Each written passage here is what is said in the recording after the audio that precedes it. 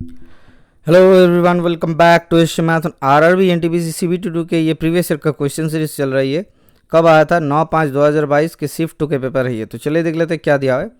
The radius of a sphere and the base radius of cone both are equal to 3√2 centimetre. If the surface area of the sphere is the same as the total surface area of the right circular cone, then what is the height of the कोन।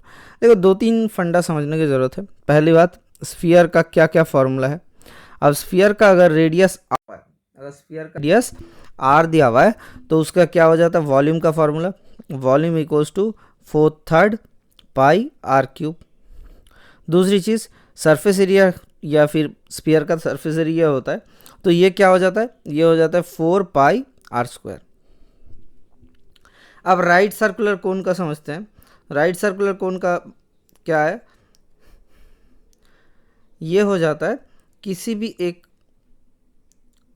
जैसे आप birthday में टोपी पहनते हो तो वो हो जाता है राइट सर्कुलर कोन।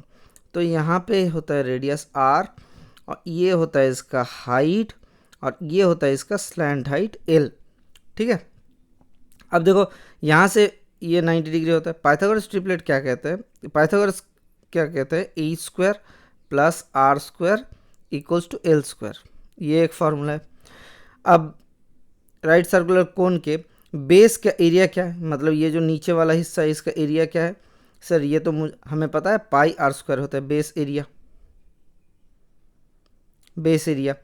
अब देखो, कर्व सरफेस एरिया, मतलब ये जो सर्कल वाला छोड़ के बाकी जो एरिया है तो क्या हो जाएगा? ये हो जाता है curve surface area, C A से इसे कहा जाता है पाई आर एल।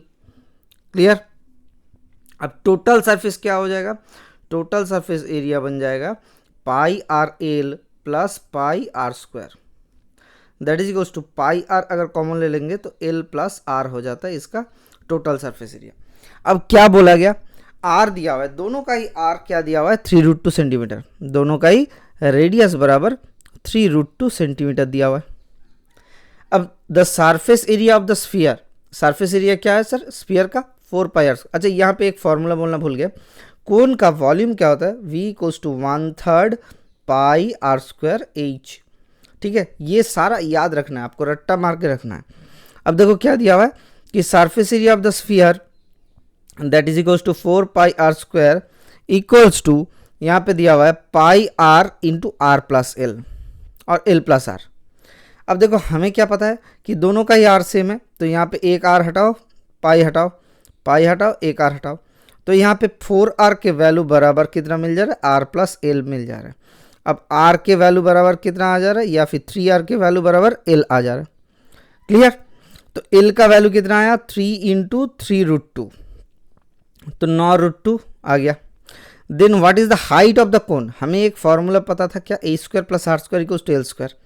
अब h क्या है? वही तो हाइट ऑफ द कोन है, तो h बराबर √L square minus R square, ये बन जाएगा।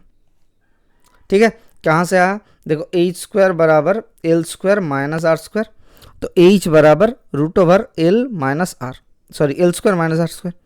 अब L square minus R square, L square करेंगे तो कितना हो जाएगा sir? L square equals to 9 into 9 into √2 into √2। देखो क्या हो रहा है सर? 81 इंटू 2। ठीक है, 8 दूनी 16, 162, तो रूट के अंदर 162 माइनस 18 आएगा, तो कितना आ जा रहा है? ये आ जा रहा है आपका 8 चौके 12, 144 रूट के अंदर, that is equal to 12 centimetre. Option number 3 is the correct answer. ये थोड़ा सा टाइम कंज्यूमिंग था, लेकिन आपको फॉर्मूला याद रहेगा तो ये बन जाएगा। ठीक है, तो चलिए मिलता है नेक्स्ट क्लास में। Thank you, bye bye, stay tune for the next class.